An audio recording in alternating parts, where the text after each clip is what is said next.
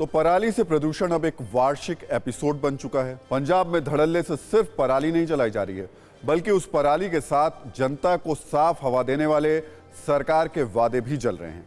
2 दिन पहले नासा ने भी एक तस्वीर जारी की जो दिल्ली की जहरीली हवा का विलेन पराली को बता रही है। इस तस्वीर में पंजाब और हरियाणा में जलती पराली को दिखाया गया। खासकर पंजाब का हिस्सा पूरी तरीके से लाल दिखाई दे रहा है, जो ये साबित करता है कि वहां पराली को जलाने की घटनाएं लगातार बढ़ रही हैं। दिल्ली वालों को हमारी सलाह है कि आने वाले वक्त में आपको और ज्यादा संभल कर रहने की जरूरत है, क्योंकि दिल्ली में जहर की यह धुंध छटने वाली नहीं है, बल्कि और ज्यादा बढ़ने वाली है।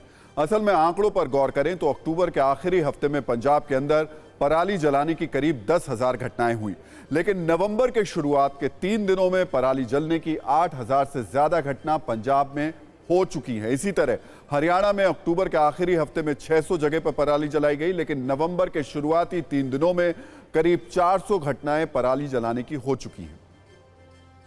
यानी पराली जलाने का सिलसिला बढ़ता जा रहा है, लेकिन इसे रोकने के लिए एक्शन प्लान क्या होगा, इसका जवाब किसी के पास नहीं है।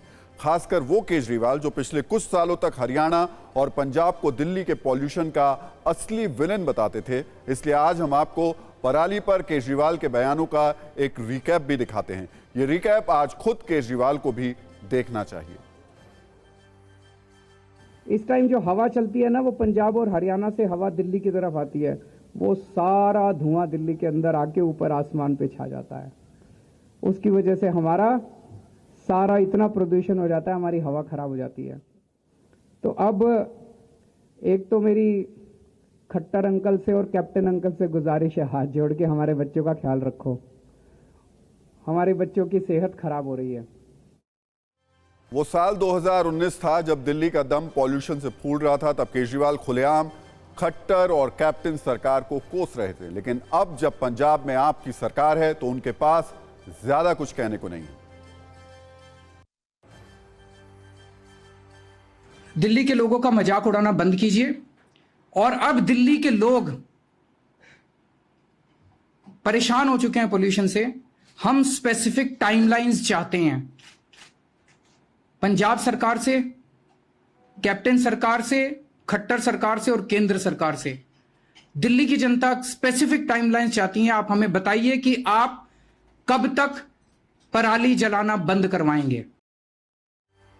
अगर आप थोड़ा और सर्च करेंगे तो आपको केजरीवाल के ऐसे बहुत सारे बयान मिल जाएंगे जब अरविंद केजरीवाल बीजेपी और कांग्रेस की सरकार से पराली के मैनेजमेंट की टाइमलाइन पूछते हुए दिखाई दिए। लेकिन आज टाइम बदल चुका है, सरकार बदल चुकी है, इसलिए बयान भी अब बदल चुके हैं।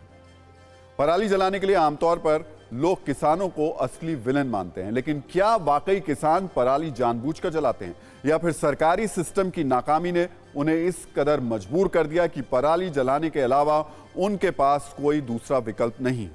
असल में खेतों में ही पराली को खत्म करने के लिए हैप्पी सीडर जैसी मशीनें बाजार में मौजूद हैं, जिसकी मदद से पराली को काटा या जलाए बिना ही उसमें फसल बोई जा सकती है और पराली को फर्टिलाइजर की तरह इस्तेमाल किया जा सकता है। लेकिन इन मशीनों की कीमत 80,000 रुपए से लेकर करीब 1.5 लाख रुपए तक होती है और किसानों के मुताबिक उनके पास इतना पैसा नहीं कि वो इसकी कीमत अदा कर सकें। इसलिए पराली को जलाना ही उनके लिए सबसे आसान तरीका है। एक रिपोर्ट के मुताबिक पंजाब के पास करीब 1,20,000 मशीनें हैं जिनकी मदद से पराली को जलाने से रोका जा सकता है। लेकिन किसानों का आरोप है कि उन तक ना तो ये मशीनें पहुंचती हैं और ना ही सरकार से उन्हें मुआवजा मिलता है।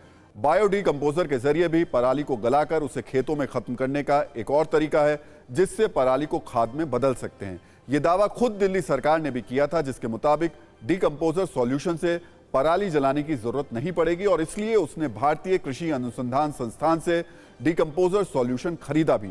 लेकिन एक आरटीआई रिपोर्ट के अनुसार दिल्ली सरकार ने 2020 से 2021 और 2021 से 2022 तक 3 साल में करीब 67 लाख रुपए डिकम्पोजर सॉल्यूशन की खरीद और छिड़काव पर खर्च किए।